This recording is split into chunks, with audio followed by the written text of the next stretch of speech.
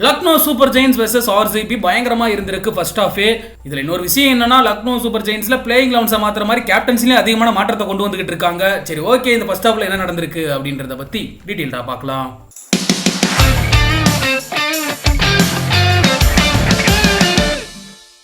IPL தொடரோட 15வது league போட்டியில இன்னைக்கு Royal Challengers Bangalore அணியும் லக்னோ சூப்பர் ஜெயின்ஸ் அணியும் மோதினாங்க. இந்த போட்டியானது பெங்களூர்ல இருக்கக்கூடிய சின்னசாமி ஸ்டேடியத்தில் தொடங்குச்சு. லக்னோ சூப்பர் ஜெயின்ஸ்ல டாஸ் போட யார் வந்தா அப்படின்னா கேப்டனா கேஎல் ராகுல் வந்தாரு. போன மேட்ச்ல பஞ்சாப் கிங்ஸ்க்கு எதிராக லக்னோ சூப்பர் ஜெயின்ஸ் கேப்டனா நிக்கோலஸ் பூரன் களமிறங்கினாரு. கேஎல் ராகுல் இம்பாக்ட் பிளேயரா களமிறங்கினாரு. அந்த மேட்ச்ல பஞ்சாப் அணி ஈஸியா வீழ்த்திட்டாங்க. கேஎல் ராகுலுக்கு கால் வலி இருக்க காரணத்தினால இனிமே நிக்கோலஸ் பூரன் தான் லக்னோ சூப்பர் ஜெயின்ஸ் கேப்டனா செயல்படுவாரு அப்படின்ற மாதிரி தகவலும் வந்திருந்தது. ஆனா இன்னைக்கு யாருமே எதிர்பார்க்காத வகையில திரும்பவும் கேஎல் ராகுலே கேப்டனா வந்திருக்காரு. இந்த மேட்ச்ல ராயல் சேலஞ்சர்ஸ் பெங்களூர் அணி டாஸ் வின் பண்ணாங்க, பவுலிங் சூஸ் பண்ணாங்க. லக்னோ அணியில தொடக்க வீரர்களா களமிறங்கினாங்க. குவிண்டன் டிக்காக்கும் கேப்டன் கேஎல் ராகுலும் சிறப்பான துவக்கமா இருந்துச்சு.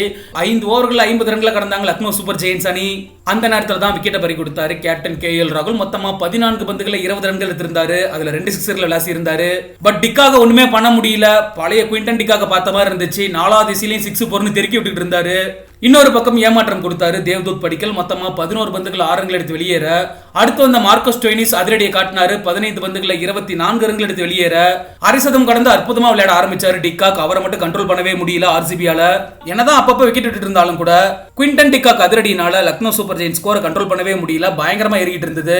பினிஷிங் கொடுக்க வேண்டிய நேரத்தில் டிக்காக் விக்கெட்டை பறி கொடுக்க அங்கதான் கம்பேக் கொடுத்தாங்க ஆர்சிபி அணி.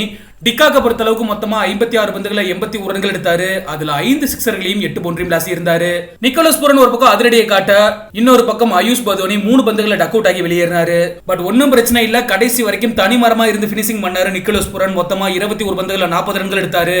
அதுல 5 சிக்ஸர்களையும் 1 பவுண்டரியும் விளாசி இருந்தாரு. இதனால லக்னோ சூப்பர் ஜெயின்ஸ் அணி 20 ஓவர்கள் முடிவுல 181 ரன்கள் எடுத்தாங்க. 5 விக்கெட் இழப்புக்கு.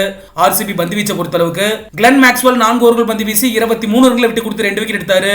முகமது சிராஜ் 4 ஓவர்கள் பந்து வீசி 47 ரன்களை விட்டு கொடுத்து 1 விக்கெட் எடுத்தாரு. யாஸ் டயால் 4 ஓவர்கள் பந்து வீசி 24 ரன்களை விட்டு கொடுத்து 1 விக்கெட் எடுத்தாரு. டோப்லி 4 ஓவர்கள் பந்து வீசி 39 ரன்களை விட்டு கொடுத்து 1 விக்கெட் எடுத்தாரு.